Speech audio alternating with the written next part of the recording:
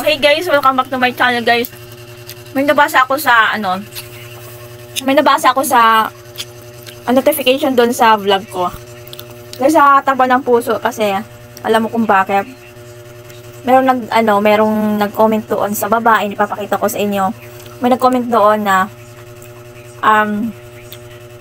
anong pangalan nun? Ilalagay ko lang dito guys kung sino yung pangalan niya. So, sabi niya na buti nga daw na kita daw niya yung video ko at yun. Napainom niya yung anak niya doon sa Flumocel na yon. Matagal na po siyang nagko-comment sa akin.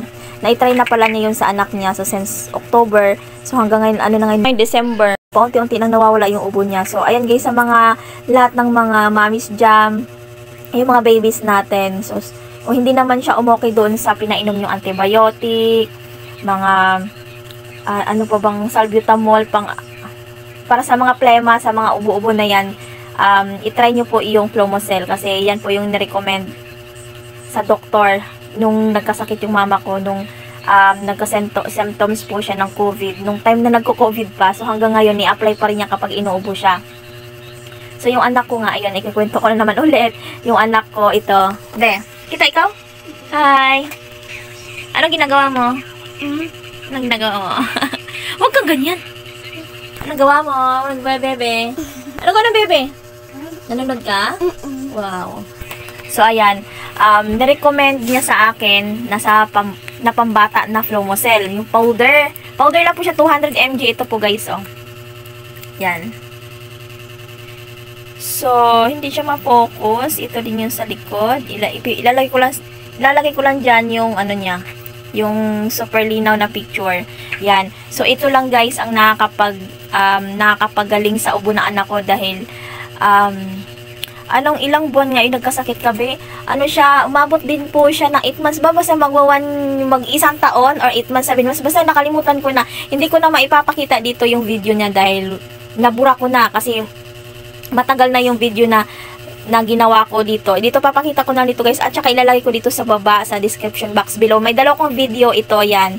Ayan pang yung isa. So ilalagay ko yung dalawa dito sa baba. I-click nyo na lang para mapanood nyo kasi wala na akong video na maipapakita sa inyo kasi nabura na. And then hindi naman pwede na maitambak ko yung mga video dun sa gallery ko, sa files ko kasi sobrang puno na yung cellphone ko. So ito lang guys talaga nakakapagpagaling. Kung hindi naman gumana sa inyo kahit hilot man, papedya nyo sa doktor, hindi ko lang babanggitin yung doktor na pinuntahan namin kasi syempre, 'di ba? Dalawa po yung PDN na napunta namin, hindi pa rin umokay. Kaya sinasabi sa akin, wala na po ba talagang ibang gamot na mas mabisa pa dyan? Wala na akong maibigay. Ano ba ibibigay ko sa inyo? Ayan, sinabi sa akin. Syempre, sabi ko, sige, wag na lang. Magpa-x-ray daw, hindi ko na ginawa yung x-ray kasi sinubukan ko muna itong gamot na ito. Meron din siyang 100 mg, meron din 200 mg. So, itong 200 ang lagi kong ginagamit kasi swak po siya sa edad niyang 4 years old. So, sa mga nagtatanong na pwede ba siya sa 1 year old, yung 1 year old siguro yung 100 mg.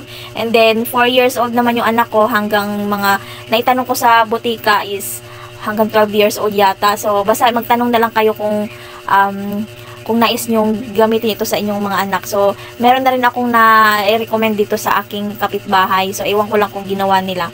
So, meron ding mga pang-matanda, pang-adult, yan. Meron din siyang powder. Nawala na yung lagayan, itapon ko na. Basta dito guys, ipapakita ko dyan.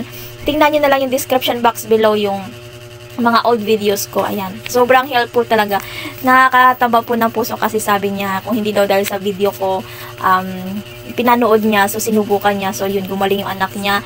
And then, yung malikit na plema ng mga babies nyo, paunti-unti siyang matutunaw, maitai at maidudura nila. Yan. Tapos hanggang lumuwag.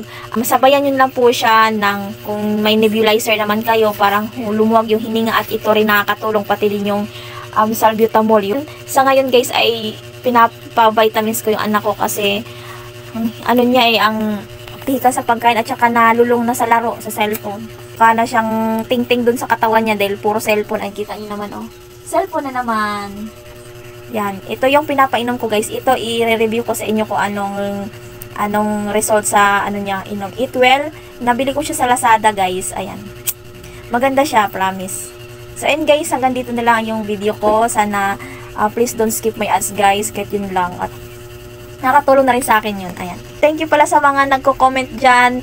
At ang dami po nilang nagko-comment at ginawa din po nila sa kanilang mga babies. Ayan. Thank you so much. Bye-bye!